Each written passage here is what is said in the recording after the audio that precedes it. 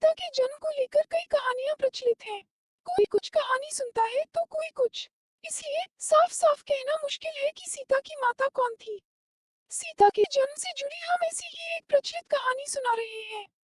एक बार लंकापति रावण के तप से खुश होकर भगवान ब्रह्मा उसे वरदान मांगने को कहते हैं। रावण उनसे अमर होने का वरदान मांगता है। ब्रह्मा जी उसे अमर होने के अलावा कोई दूसरा वरदान मांगने को कहते हैं। रावण वरदान में मांगता है कि मुझे सुर, असुर, पिशाच, नाग, किन्नर या अप्सरा कोई भी न मार सके।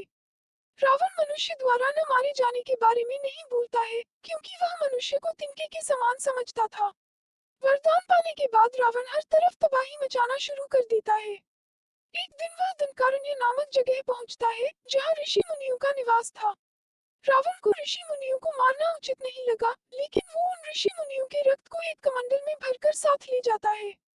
वह कमंडल पृथ्वीमद ऋषि का था, जो पुत्री की लालसा में माता लक्ष्मी से प्रार्थना करते थे कि वह उनके घर पुत्री के रूप में जन्म ले। इसके लिए पृथ्वीमद ऋषि रोजाना पूजा पाठ के दौरान पवित्र मंत्र पढ़कर दूध की कुछ बूंदें कमंडल में डाला करते थे, जिसमें रावण रक्त भरकर अपने साथ ले गया था। रावण कमंडल को लंका ले गया और वह पहुंचकर कमंडल अपनी पत्नी मंदोदरी को देकर कहता है, यह विषैले रक्त से भरा है। इसे संभाल कर रखना और किसी को मत देना। कुछ दिन बाद विहार के लिए रावण किसी पर्वत पर चला जाता है। मंदोदरी को इस तरह रावण का जाना अच्छा नहीं लगता है। वो मृत्यु प्राप्त करने के लिए कमंडल में भरे विष का पान कर लेती है।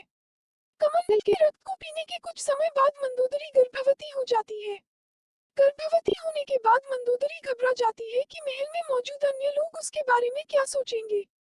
फिर मंदोदरी तीर्थ यात्रा का नाम लेकर कुरुक्षेत्र चली जाती है। वहाँ मंदोदरी एक बच्ची को जन्म देती है, लेकिन लोक लाज के चलते वो उसे एक कलश में रखकर जमीन में दफना देती है। कुछ दिनों बाद राजा जनक भी कुरुक्षेत्र जाते हैं। जब वह जमीन में हल चलाते हैं, तो उन्हें वहाँ कलश मिलता है, जिसमें मंदोदरी ने बच्ची को रखा था।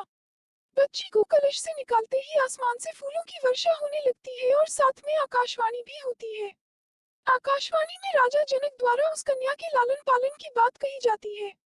हल के आगे का नुकीला भाग से टकराने की वजह से कलश मिला था, इसलिए राजा जनक ने कन्या का नाम सीता रखा।